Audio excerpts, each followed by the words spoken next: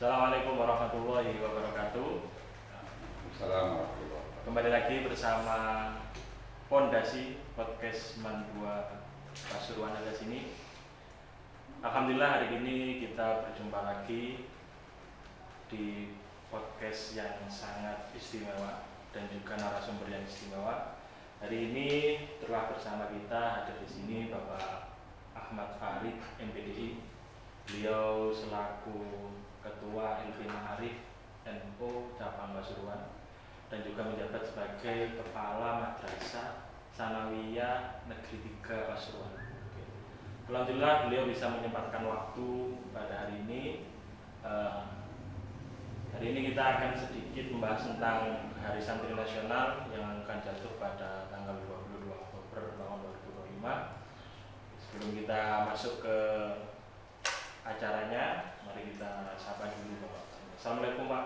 Waalaikumsalam warahmatullahi wabarakatuh. Selamat siang ya, alhamdulillah.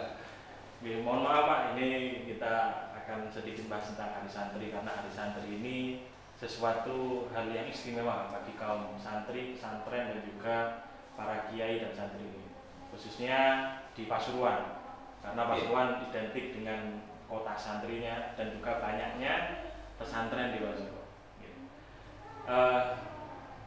Mungkin bisa sedikit diceritakan kok bisa sih tanggal 22 Oktober ini dijadikan hari santri khususnya oleh Perpu ya Presiden Jokowi pada saat itu. Ya.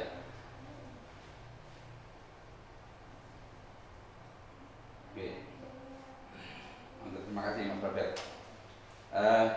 Ada satu yang kurang tentang perkenalan saya. Jangan lupa saya ini adalah mantan guru Mandua Pasuruan. Oh iya. Ya, mantan guru Mandua Pasuruan. Ya, terima kasih atas undangannya dan ini merupakan kebanggaan bagi kami karena Mandua itu telah banyak memberikan pengalaman yang sangat berarti dalam sejarah kehidupan saya. Dan sekarang saya merasakan nampaknya berada di Mandua Pasuruan. Hari Santri ini penting bagi kita sebagaimana oleh Mas Robert ya, yang kita laksanakan setiap tanggal 22 Oktober ya. Kenapa? Karena ini Hari Santri ini hadiah yang besar bagi santri dari pemerintah. Kita tahu bersama bahwasanya kalau kita kilas balik sejarah gitu ya, kita tahu bersama ketika Indonesia merdeka itu Agustus 45 itu kemerdekaan Indonesia tidak serta-merta kemudian diakui oleh negara-negara luar negeri, negara luar. Masih ada negara-negara yang belum mengakui kemerdekaan Indonesia. Di antaranya adalah tentara sekutu yang di akhir September 45 itu berusaha kembali ke Indonesia dan mereka kemudian mendarat di Surabaya kalau tidak salah ya. Di perairan Surabaya, di pantai Surabaya sana mendarat dan itu disinyalir akan menjajah kembali, makanya gitu lah, akan menjajah kembali. Padahal Indonesia baru saja memproklamasikan dirinya sebagai negara merdeka. Tentu kemudian ini membuat sakit hati bangsa kita rakyat Indonesia dan juga dirasakan betul oleh para masyaikh, para kiai, para tokoh nasional maupun tokoh agama di Indonesia. Semua tokoh merasakan itu semua. Dan karena itu kemudian singkat ceritanya kiai-kiai dengan melihat kondisi saat itu, melihat kembalinya negara tentara sekutu, itu punya inisiatif untuk melakukan pertemuan, mengundang kiai-kiai se-Jawa dan Madura pada saat itu, dan pertemuan itu menghasilkan yang diberi nama dengan resolusi jihad. Ya, menghasilkan resolusi jihad yang ditandatangani oleh Habib Syekh Haji Masyari tanggal 22 Oktober 1945. Nah, dan dari resolusi jihad itulah kemudian mampu menggerakkan semangat nasionalisme warga penduduk Indonesia, ya, terutama di Surabaya, karena isinya adalah diantaranya adalah kewajiban membela tanah air dan bagi warga yang radius 80 km kira-kira dari Surabaya yang terjadi upaya penjajahan kembali oleh tentara sekutu, itu ada kewajiban fardhu ain untuk datang ke sana melawan tentara sekutu. Dan karena itulah kemudian resolusi jihad ini menggerakkan para santri, menggerakkan masyarakat Surabaya dan sekitarnya radius 80 km. Kalau 80 km kemungkinan Pasuruan kena juga ya, kena karena 80 km ya. Mojokerto dan sebagainya. Iya. Terjadilah perang besar ya. Dari perang besar yang digerakkan oleh resolusi jihad itu, yang kemudian kita kenal kemudian terjadi dengan Hari Pahlawan itu ya. Hari Pahlawan tanggal 10 November, puncaknya 10 November. Dan di perang itulah Indonesia membuktikan kedigdayaannya. Apa itu? Yaitu Inggris. Tentara Inggris sebagai salah satu komponen tentara sekutu dalam Perang Dunia Kedua itu tidak pernah kalah. Perang Dunia Kedua itu Inggris tidak pernah kalah. Menang terus, nggak pernah kalah. Perang dengan kalahnya hanya satu kali, kalah dengan Indonesia ketika 10 November itu. Luar biasa. Ya, karena itu tentara Inggris itu ketika pulang ke negaranya itu berpesan pada keluarganya. Nah, besok kira-kira begini lah bahasa bebasnya. Besok kalau ada orang dari timur, orangnya itu pendek-pendek, kulitnya tidak putih, kulitnya sawo matang, hitam, hidungnya pesek-pesek, seperti kita Mas Prophet ya. Seperti kita, kalian harus menghormati dia. Menghormati dia. Loh kenapa ya? Mereka tanya gitu, kenapa ya? Karena Inggris itu dalam Perang Dunia Kedua tidak pernah kalah sekalipun dengan negara musuh, dan kalahnya dengan mereka. Loh kok bisa kalah ya? Kok bisa kalah dengan mereka? Padahal mereka ya kecil-kecil, orangnya pendek-pendek dan sebagainya. Oh, mereka tuh punya senjata yang luar biasa, kata tentara itu. Apa ya? Mereka tuh diantaranya ya punya rompi. Kalau pakai rompi itu, senjata kita yang canggih itu tidak mampu menembus mereka. Dan itulah yang kita kenal dengan rompi Ontokusumo. Rompi Ontokusumo. Dan rompi itu sekarang dipajang di museum di Inggris sana. Di museum di Inggris. Jadi diantaranya itu. Ya kita tahu semua lah bagaimana Kiai Abbas Bunta, ya Kiai Masud dan sebagainya, pasukan Sabilillah yaitu berperang melawan penjajah Belanda, melawan tentara sekutu ya, tentara sekutu ketika perang 10 November dengan berbagai macam-macam itu. Ada senjata sumpit sate, tusuk sate dilempar dari bom ya, ada macam-macam ceritanya, yang ada biji kacang hijau dilempar menjadi tentara. Dan itu ada rompi itu semua yang dibawa oleh tentara Inggris ditaruh di museum ya. Oleh mereka dianggap senjata. Rompi itu senjata luar biasa, senjata canggih Inggris tidak mampu menembusnya. Itulah pesannya, harus hormat katanya. Harus hormat kepada mereka karena kita kalah dengan mereka. Itu mungkin sejarahnya. Itu perlawanan yang luar biasa sehingga mengalahkan tentara sekutu itu dijiwai atau disemangati oleh resolusi jihad. Jadi dari gerakan itu dinamakan resolusi. Ya, keputusan para kiai itu disebut dengan resolusi jihad. Yang tanggal 22 Oktober 45 itu rapat menghasilkan resolusi jihad. Dan di antara isinya adalah orang Islam punya kewajiban fardhu ain bagi yang radius 80 dan fardhu kifayah di luar itu. Sehingga semangatnya karena disemangati oleh para kiai, resolusi jihad menjadi semangat yang ya semangat agama akhirnya, dan tidak pantang menyerah dan tidak takut dengan siapapun, dan ternyata terbukti mampu mengalahkan tentara sekutu yang canggih-canggih tanggal 22 Oktober. Nah, persoalannya adalah setelah menang, kemudian ini kontribusi santri, kontribusi kiai, pasukan Sabilillah dan sebagainya ini dalam dalam buku-buku sejarah pelajaran kita jarang kita temukan ya.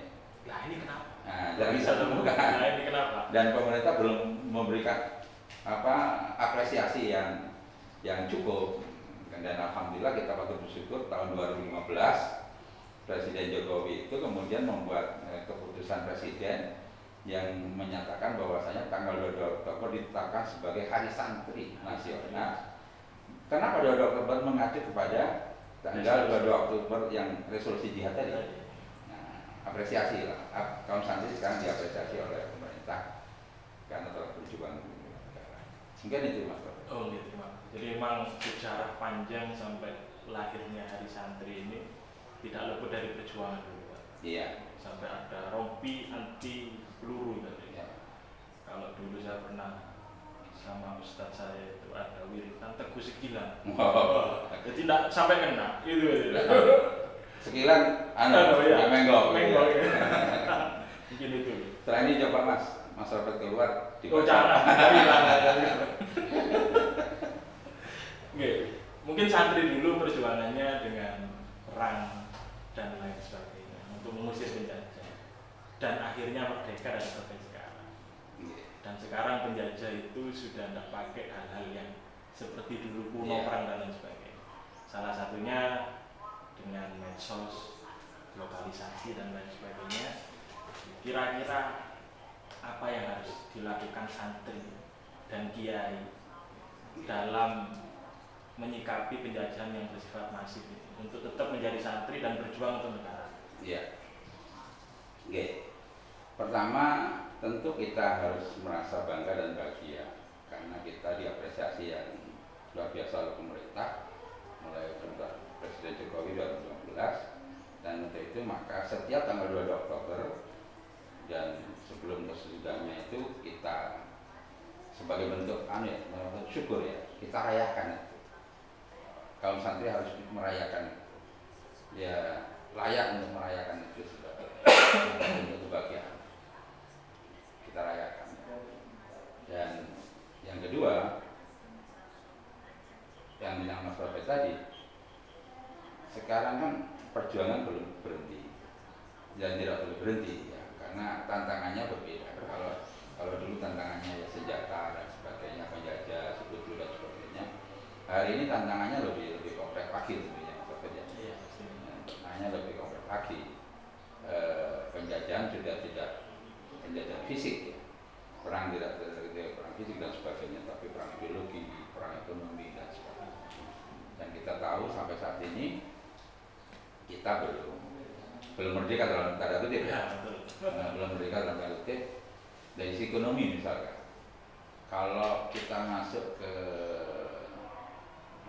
toko-toko besar, supermarket dan sebagainya, barang-barang yang dijual di situ juga hampir mayoritas itu adalah produksi dari luar negeri, ya, dari luar negeri ya, dari luar negeri.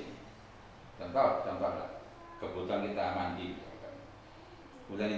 mulai atas sampo, sabun, odol, pasta gigi dan sebagainya. Itu rata-rata adalah produksi pabriknya bukan milik orang Indonesia ya, tapi berafiliasi atau berpusat di luar negeri ya. Dan tak menyebut merek lah. Tapi kita tahu semua merek itu adalah bukan buatan Indonesia. Artinya banyak hal tentang kita, ekonomi itu dia luar biasa. Negara kita masih negara yang belum maju ya. Dan anak-anak santri, kita sebagai santri ini juga harus memahami tantangan itu, tantangan ekonomi, ideologi dan sebagainya. Kita masih miskin dan sebagainya. Padahal apa yang kurang dari Indonesia, dari bumi Indonesia ini kan sudah sangat lengkap, sudah sangat banyak. Secara SDA sumber daya alam kita melimpah ruah, tapi ternyata kita masih miskin ya. Masih miskin, tidak semuanya mampu, tidak semuanya kaya. Tantangan kita dari ideologi itu begitu masifnya ideologi yang belum tentu sesuai dengan akar budaya bangsa kita masuk secara bebas ke kita melalui medsos dan sebagainya. Itu menjadi tantangan tersendiri bagi kaum santri, bagi terutama santri yang sedang belajar di pesantren. Kalau khusus untuk pelajar, pesan-pesan kira-kira yang mungkin masih menempuh pelajaran, masih sekolah atau masih di pondok, karena ini juga karena ini sekarang masih cenderung pondok pesantren itu dianggap kolot gitu. Di beberapa kaum elit mungkin ya. Kita masih dianggap kolot, nggak mau maju, nggak mau menerima teknologi. Itu gimana kira-kira? Kita menjawab hal seperti itu. Terima kasih. Seharusnya semangat untuk selalu berjuang, selalu meningkatkan kompetensi diri ya. Itu ada dari santri ya. Ada pada setiap santri. Kenapa? Santri yang pesantren yang sering kita katakan sebagai NU kecil ya. NU kecil itu harusnya bisa mengambil semangat dari para muassis NU. Kita tahu muassis NU itu membuat lambang NU itu dengan pertimbangan, istikharah dan sebagainya, sehingga bisa menginspirasi kepada kaum santri. Contoh, penulisan Nahdlatul Ulama, ainnya itu dibuat ain terbuka ini. Padahal ada di tengah, ada di tengah kalimat kan. Seharusnya kalau ada di tengah kalimat ainnya tertutup. Nah, tapi oleh Wahab Barid Abdullah, ainnya ditulis terbuka seperti ini.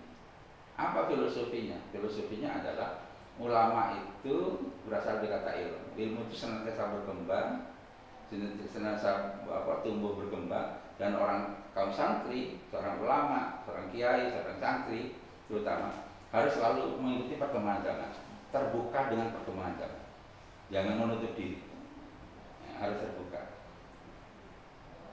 Betul katanya Mas Robert, belajar tentang fondasi ilmu agama menjadi sangat penting, harus kuat fondasinya.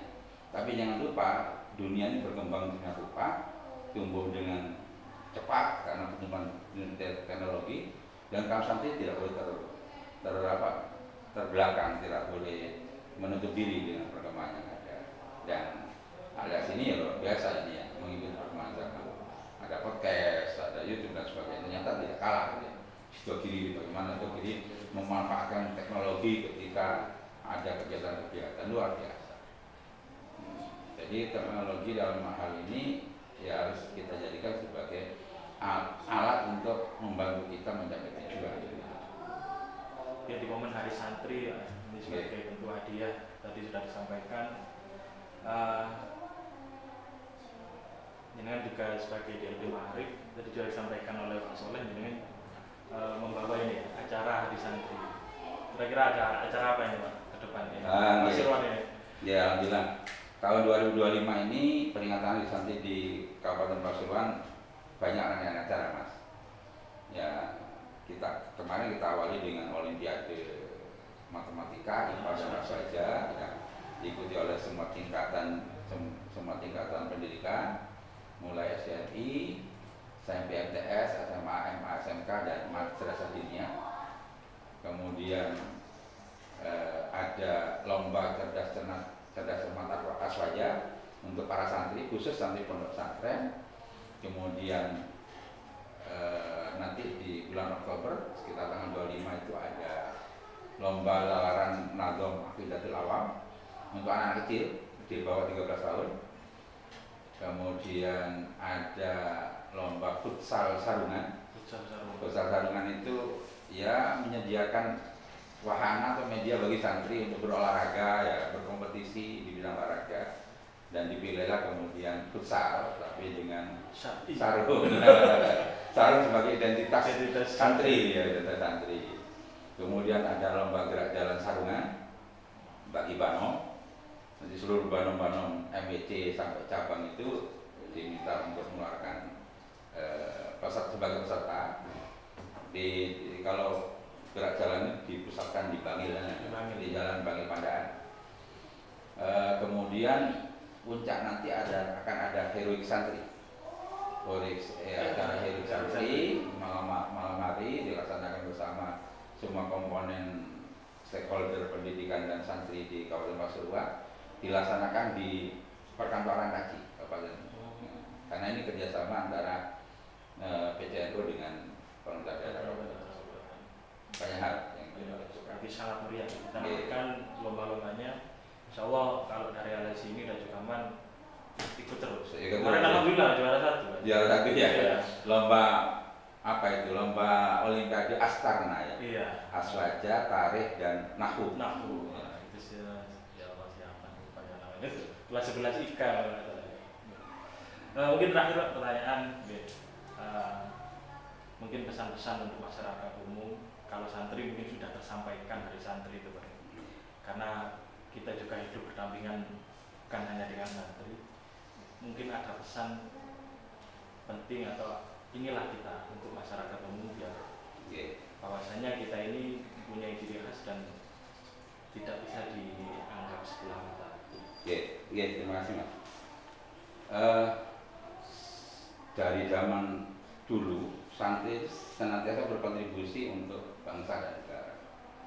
Bagaimana penjajahan Belanda, penjajahan Jepang dan sebagainya, santri berkontribusi jelas itu melalui pendirian Nahdlatul Wathon, Nahdlatul Kerja, Kasurakan, mendirikan NU, melahirkan resolusi jihad. Itu adalah upaya-upaya real yang dilakukan oleh santri terhadap bangsa dan negara ini, kontribusi real terhadap bangsa dan negara ini. Dan sampai kapanpun santri memang tidak boleh lepas dari kontribusinya kepada bangsa dan negara ini. Dan sampai kapanpun ya, termasuk hari-hari ini misalkan.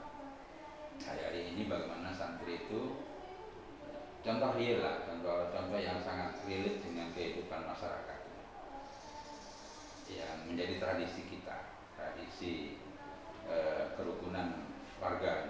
Setiap ada orang meninggal ada tahlil, ada selamatan dan sebagainya. Dan yang mimpin itu tidak lain dilakukan ya adalah santri. Kalau tidak santri mungkin tidak akan bisa mimpin. Ya. Ini kontribusi yang betul-betul dirasakan oleh masyarakat kita. Jadi mohon masyarakat tidak memandang sebelah mata terhadap kontribusi yang ada, termasuk negara tentunya. Dan alhamdulillah hari ini negara kita semakin kesini semakin baik apresiasinya. Ditetapkan hari santri, kemudian ada undang-undang pesantren. Nah, ini adalah apresiasi yang luar biasa dari pemerintah. Ditetapkan sebuah undang-undang yang mengandung pesantren, dan kita tahu pesantren adalah tempatnya para santri. Dan di Kemenak insya Allah akan ada dirjen sepertinya kita baca-baca itu akan ada dirjen pesantren ya, yang memang khusus mengurusi pesantren. Iya, pesantren. Mungkin itu, terima kasih. Terima kasih Pak Farid. Mungkin ada satu kata untuk Hari Santri Nasional 2025. Satu kata atau satu kalimat. Atau jargonnya apa sekarang? Bukan lupa ya. Tapi setidaknya begini. Dari santri itu kan ada dua hal penting ya, ilmu dan akhlak. Ini menjadi penting. Kedua-duanya harus dimiliki santri. Bagaimana santri itu harus matang secara keilmuan dan baik secara akhlak. Terima kasih. Mungkin ini adalah pertanyaan terakhir, bisa kita akhiri Pak. Terima kasih atas waktunya. Mohon maaf jika ada sesuatu yang kurang pas atau kurang mengenakan ya. Alhamdulillah hari ini kita sudah bersama kurang lebih 20 menit bersama Bapak Farid.